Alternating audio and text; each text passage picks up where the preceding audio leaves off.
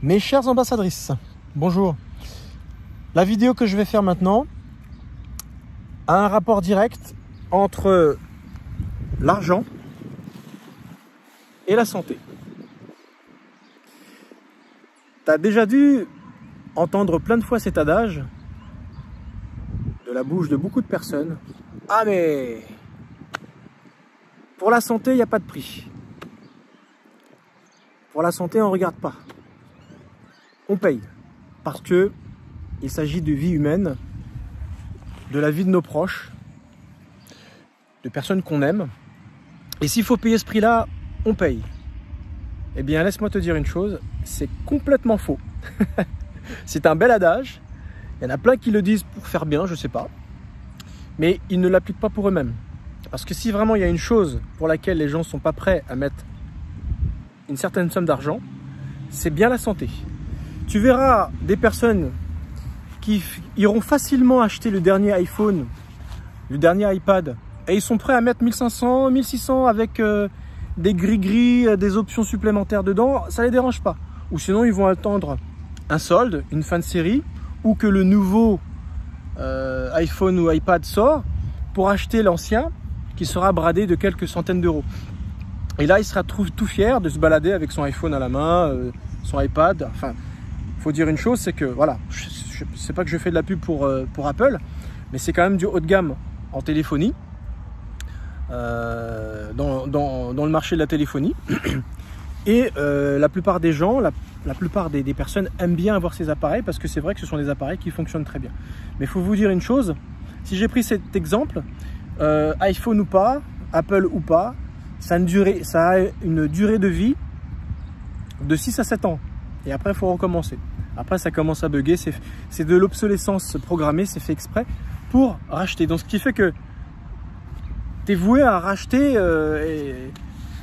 du haut de gamme encore 5-6 ans plus tard, 7 si jamais tu l'as pas trop malmené. Et à moins que tu sois prêt à t'acheter une sous-marque, une sous-gamme qui va bugger de la même manière, mais tu ne pourras pas avoir toutes les options, tous les gadgets. Voilà. Alors tout ça pour dire que dans le matériel, les gens sont prêts à mettre de l'argent. Dans des fringues, les gens aiment bien mettre des marques et afficher leur marque, voilà, sans faire de pub. Ils aiment bien, voilà. Mais une chose qu'il faut savoir, c'est que les marques, elles sont faites pour les middle class, pour les gens qui à la base n'ont pas beaucoup d'argent.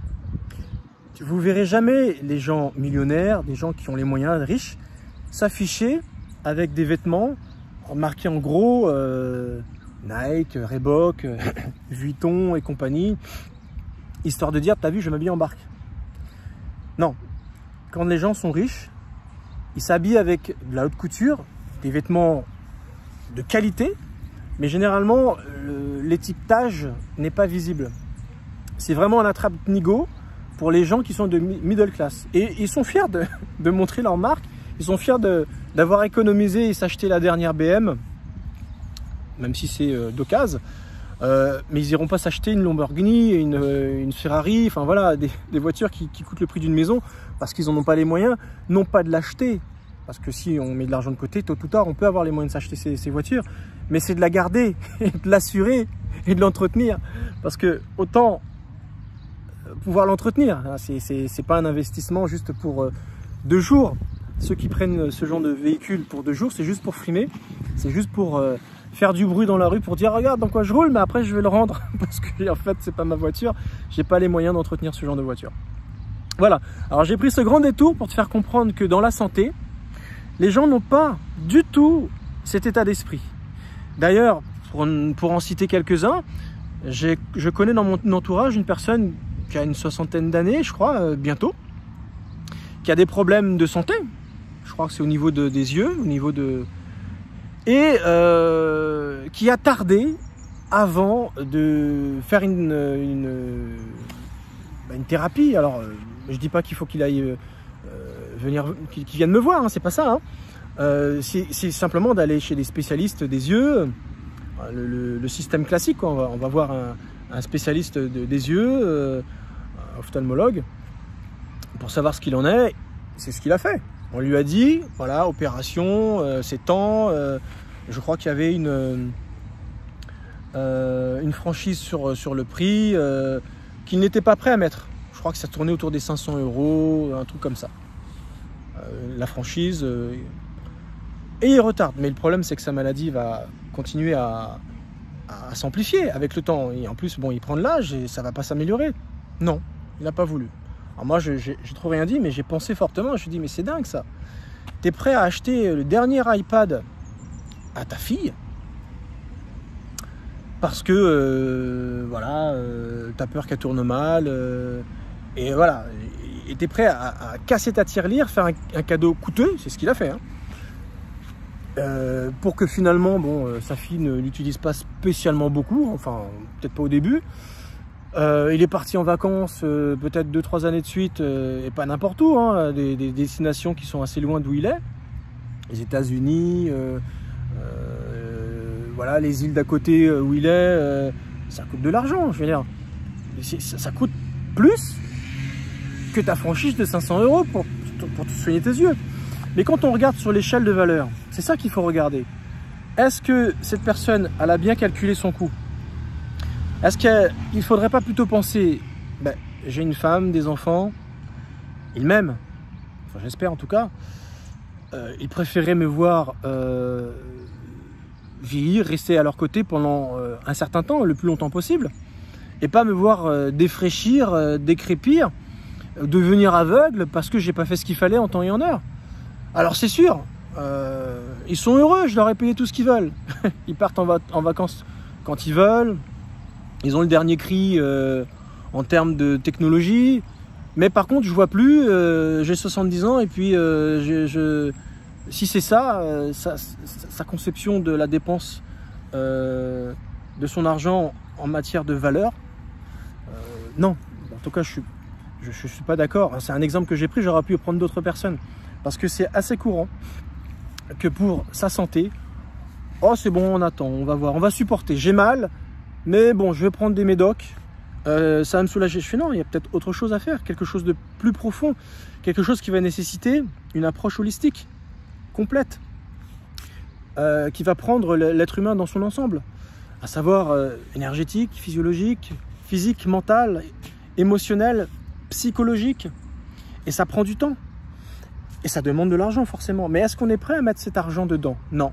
On préfère profiter de quelque chose qui devient obsolète avec le temps et qu'on voudra changer parce que c'est plus à la mode, et c'est plutôt que d'être et se maintenir en santé.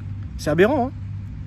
Si vraiment on a quelque chose de grand et de fort qui a réellement de la valeur dans la vie d'un être humain, c'est vraiment la santé. Ça sert à quoi d'avoir tous les moyens du monde, mais de passer sa vie à payer des traitements parce qu'on est en mauvaise santé?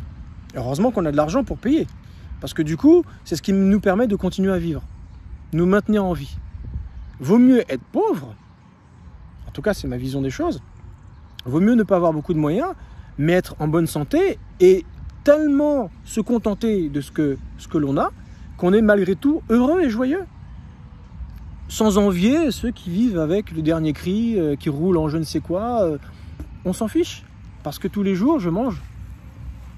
Tous les jours je vois mes enfants grandir avec une bonne éducation, j'ai ma femme à côté de moi. Enfin voilà, en termes de valeur humaine, c'est quand même fort. Et qu'on soit riche ou qu'on soit pauvre, la santé, c'est important pour tout le monde en réalité. D'ailleurs, vous avez remarqué, c'est la seule chose que une personne qui a les moyens, qui est très riche, ne peut pas acheter. S'assurer de rester vivant. Il ne peut pas acheter sa santé. Il a les moyens de s'offrir les meilleurs soins, c'est vrai. Mais à l'heure d'aujourd'hui, avec l'approche holistique qu'il y a, même si ça restera toujours un petit peu plus cher que la médecine classique, une personne qui a un peu moins les moyens, il a toujours de quoi avoir une approche différente que la médecine classique pour savoir ce qu'il faut faire pour aller mieux. Alors ça sera bien sûr une entrée de gamme, comme j'ai expliqué dans une vidéo, la différence entre le haut de gamme et le bas de gamme dans la santé.